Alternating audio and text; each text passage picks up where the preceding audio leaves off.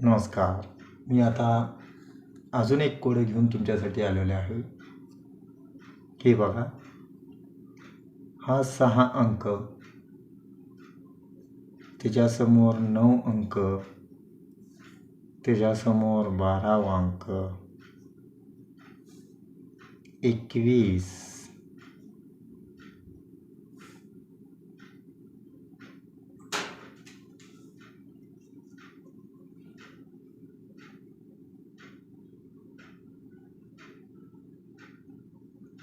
नंतर खाली 24, नंतर 27,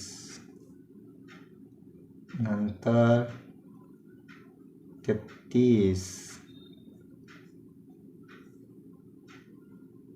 नंतर